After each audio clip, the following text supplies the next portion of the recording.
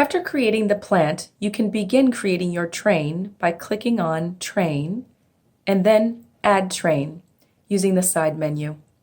Begin creating the train by selecting the plant. After that, you can enter the train name. Here you have the option to give access to everyone in your company to see your train. You can select the units used in the dataset. You can choose either metric or English. You can select the number of stages in your train. You can create up to 3 stages. Here you can enter the temperature correction factor for water permeability, TCFA, and salt diffusion, TCFB, through the membrane. Leave this section blank to use default values. You can select whether or not a pressure vessel consists of a hybrid configuration. The user is able to select up to 3 different elements. Hybrid configurations are only available for single-stage trains.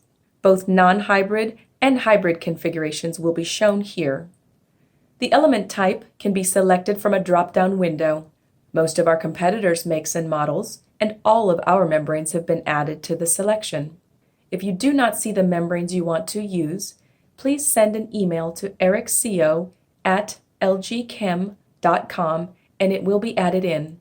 Then, select the number of elements per vessel and the number of vessels.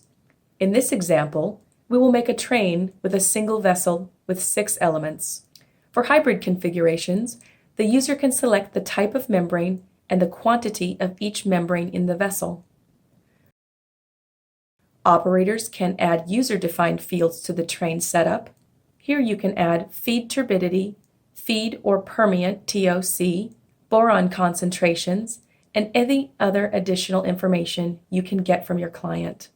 After everything is set up, the train can be created by clicking this button here. If the user needs assistance in creating or managing projects, please do not hesitate to contact us. A technical service engineer will be happy to provide help.